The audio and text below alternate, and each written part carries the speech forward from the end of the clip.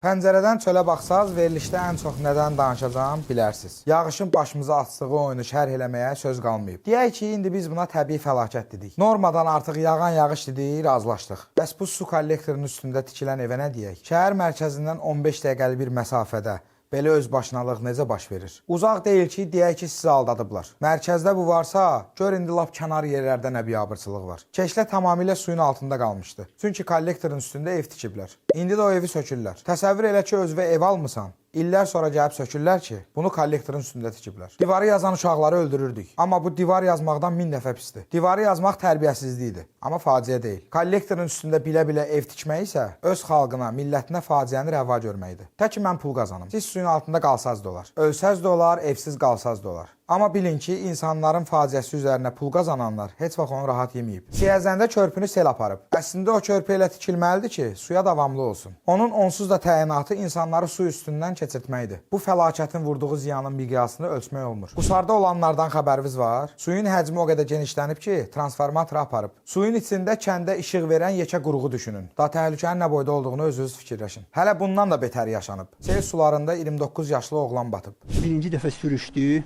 Güclə tutub çıxartdıq biz. İkinci dəfə sürüşdü, çatdıra bilmədik. Özü qıraqda dayanmışdı, biraz qıraqda dayanmışdı.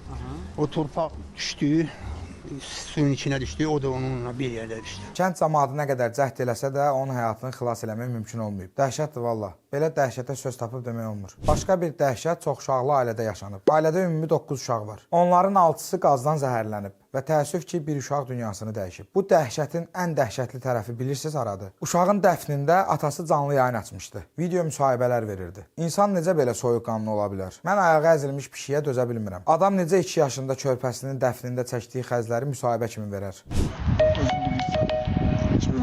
Çoxsan toyini dostlarım. Orada pul atamda demə də. Bir dənə söhbət edin. Allah hər razı olsun. Atam da atamıyanda Allah razı olsun. Bir dənə danışım.